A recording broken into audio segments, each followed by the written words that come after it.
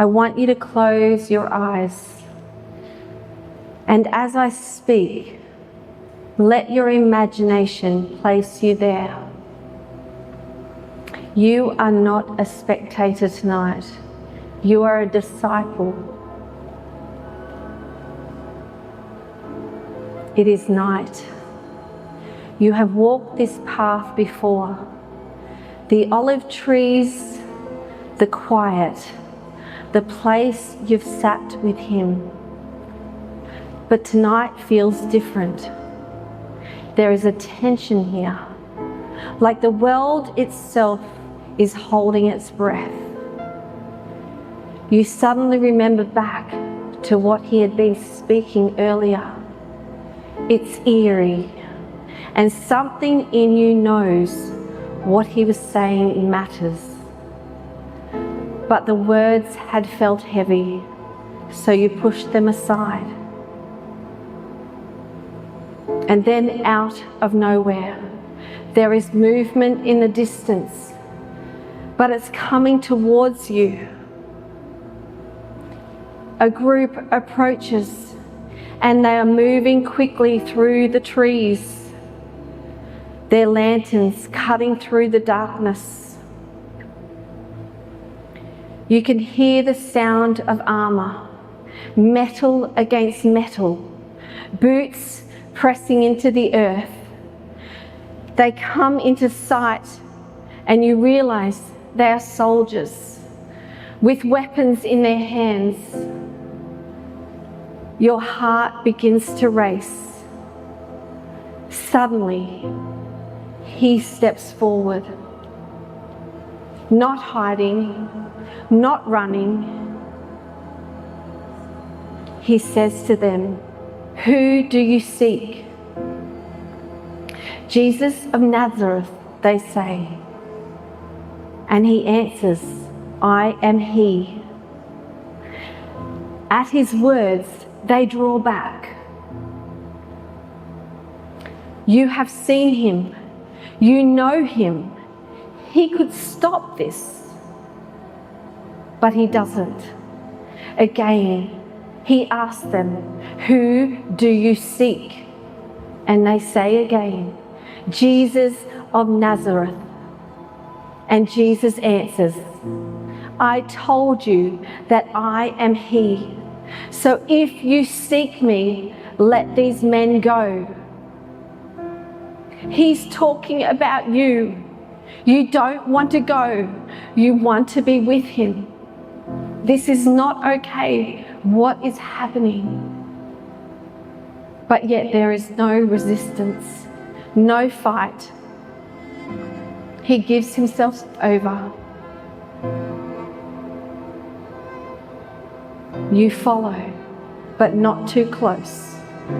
Close enough to see him, but far enough to stay safe. You realise night has turned into morning. You are standing in amongst a large crowd. You start to hear the noise of the crowd growing louder, and you look up to see the soldiers bringing him out. They stand him before Pilate, and you see him clearly now. He has not slept. What have they done to him? His face bruised, swelling around his eyes, dried blood across his skin. They have beaten him, mocked him, and spat on him for no reason. You feel sick. What do you do? How do you help? He is the one who chose you. He is the one who knew your name. Pilate speaks, and the crowd goes silent. He questions him, "Are you the King of the Jews?" Jesus answers calmly, "My kingdom is not of this world." Pilate turns to the crowd. He turns to you. But the crowd shifts. The voice is rising. Anger is building. The crowd begins to shout, "Crucify him!" It gets louder, harsher. They are relentless. "Crucify him! Crucify him!" they yell. You don't join in. You feel such anger, but you don't step forward either. You stay where it is safe. The sound spreads. "Crucify him! Crucify him!" They take him away. You follow at a distance, but are still able to see and hear from afar. But you wish you couldn't. They strip him of most of his clothes. His back is exposed. And then they start to whip. The sound cuts through the air. Then it lands across him. His body jerks forward. Then again, and another. This time, you can see clearly through the crowd. His skin splits. Again and again, they strike him. The whip wraps around his side, and when it is pulled back, it tears. His body jerks with the force, breath leaving him in short, broken gasps. Blood begins to run, first in lines, then in streams, down his back, down his legs, soaking into the ground beneath his feet. The soldiers do not stop. Blow after blow until his back is no longer whole.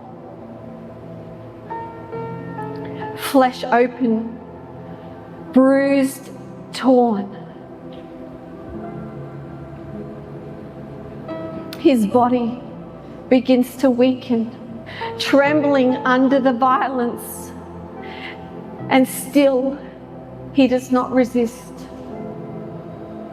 You see a soldier. He has something in his hands. It's a crown, but it's not of gold.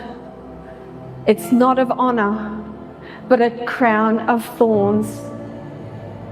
Long, hard, sharp. They press it onto his head, not gently, but forcing it down. The thorns pierce his skin, breaking through. Blood beginning to run down his forehead, into his eyes, across his face. They place a robe on him, mocking him. "Hail, King of the Jews!" They strike him again and again, spitting on him, bowing in false worship, laughing. And you watch. The one who saw you, the one who chose you, treated like this. You just stand there with tears streaming down your face.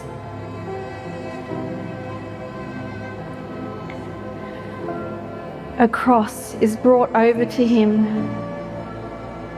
They press the cross onto him. The wood is so rough, heavy and splintered. It lands on torn flesh. His body collapses under the weight. You feel it in your chest, watching him. You want to move to help, to do something, but you don't. He tries to rise, his muscles shaking. legs barely holding himself. He takes a step, and then another, and then he falls. The cross crushes him into the ground, dust sticking to the blood, breath knocked out of his chest. He struggles for air, pushes himself up again, and continues step after step after step, blood marking the ground behind him as he moves toward Golgotha.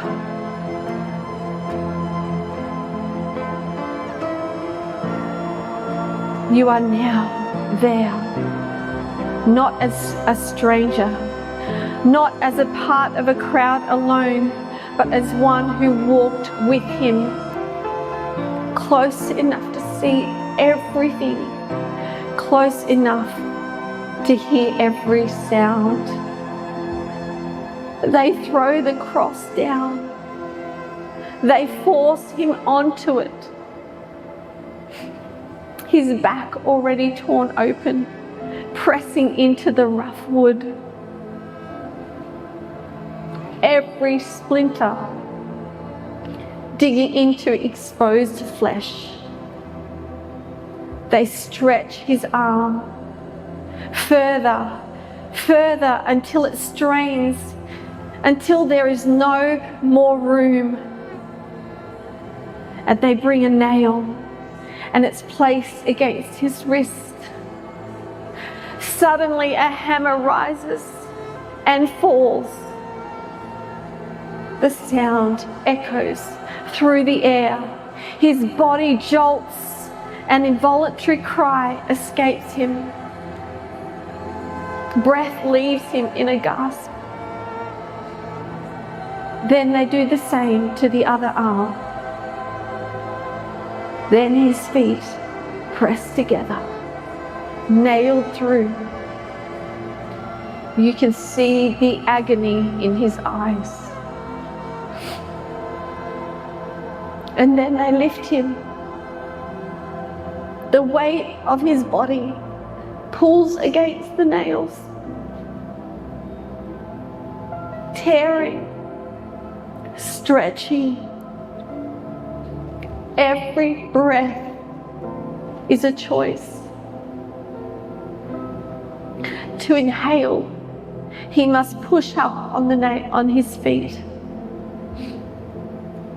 scraping his back against the wood. And to exhale, he collapses again. Every breath is sheer agony. The cross stands before you, silhouetted against the sky. Your king, your friend, hangs there. The one you followed, the one who called your name. His every breath is laboured. You can hear it. The sound of breath forced out of him. And you remember his voice, steady, strong, full of life. And now this,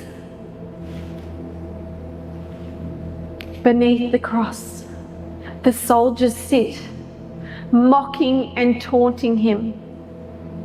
They are not moved nor affected, as if this is nothing more than another day.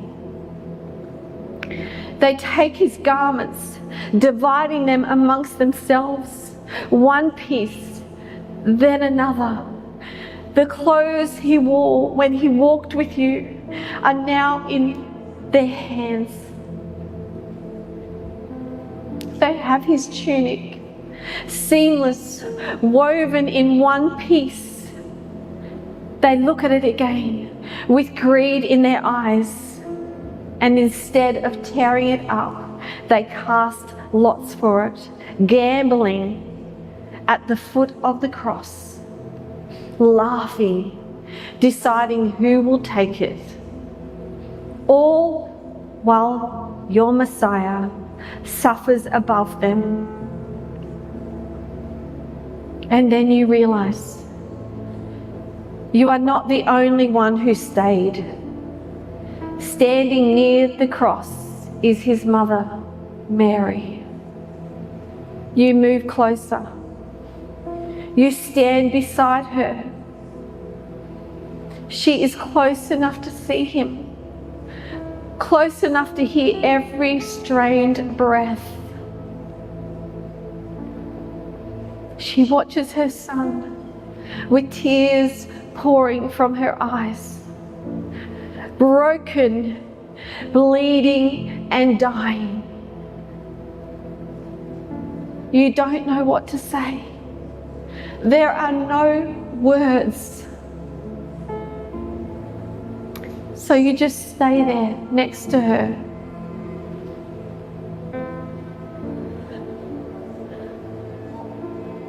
Jesus looks down through the pain, through the blood, through the laboured breath. His eyes finds hers, and he says, "Woman, behold your son." Then his eyes meet yours. He knows you stayed back in the crowd. He knows you didn't step forward. And still, there is no accusation, only love. Even now, in the middle of agony, he is covering you. He is providing. He is caring for you.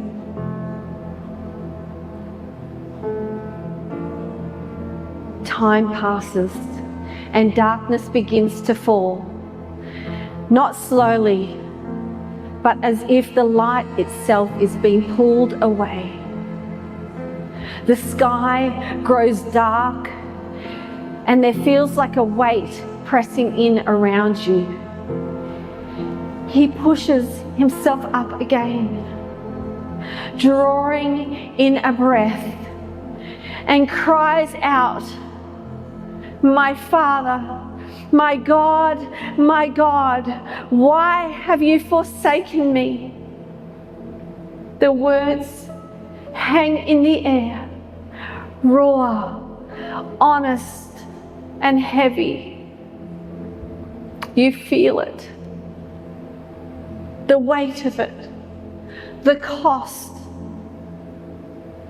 And then again, he speaks, "Father, forgive them, for they know not what they do." But now you can't take it. You are sobbing uncontrollably. You do not think your heart can bear another moment. Suddenly, the sky grows even darker. The air is thick, heavy, and still. His strength is fading. And then he says, "I thirst." You hear it, his voice dry, strained. A jar of sour wine sits nearby. A soldier takes a sponge, soaks it, lifts it up to his mouth on a branch. You watch as it reaches him. He receives it, just enough to wet his lips. You stand there, knowing you cannot stop any of this. And then you remember the table. Sitting with him and your brothers, he had the bread in his hand and he broke it. He took the cup filled with wine and drank from it. He led us, saying, "This is my body given for you. This is my blood poured out for you. You can see he's fading. His strength is almost gone. His chest rising, falling, slower now. Blood drying on his skin. His body weakening under its own weight. He lifts his head. His eyes turn upwards towards the sky that has grown dark above him. And for a moment, everything feels broken, as if the earth itself is groaning, as if all of creation is responding to what is happening here. He gathers what remains, one final breath.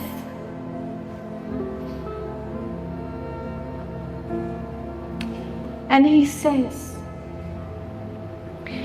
"It is finished." Not a whisper, not a defeat, but completion, fulfilled, accomplished. And then he bows his head and he gives up his spirit. Clouds roll in and darkness covers the land. The soldiers approach to make sure it's over. One of them takes a spear and drives it into his side, and immediately blood and water flow out. And in that moment, you realize this does not end here. His life had marked you, but now his death, there are no words for what has changed. You feel it, a weight, a love, a pull you cannot ignore. Your life will never be your own again. You loved him in life, but now your love has been sealed by what you have seen today. You are still there at Golgotha. The cross still standing before you. Most of the crowd have now gone. The soldiers are finished. Mary, his mother, is still there next to you. She seems to be in deep prayer. You cannot help but think about all that has led to this day. The friendship, the journey, the power. You walked with him. You heard his voice. You saw his miracles. And now you have seen this. And somewhere deep inside you, you know his life was not taken from him. Every step, every breath, every moment led him here. And in the end, he did not hold on to it. He freely, willingly gave it up for you.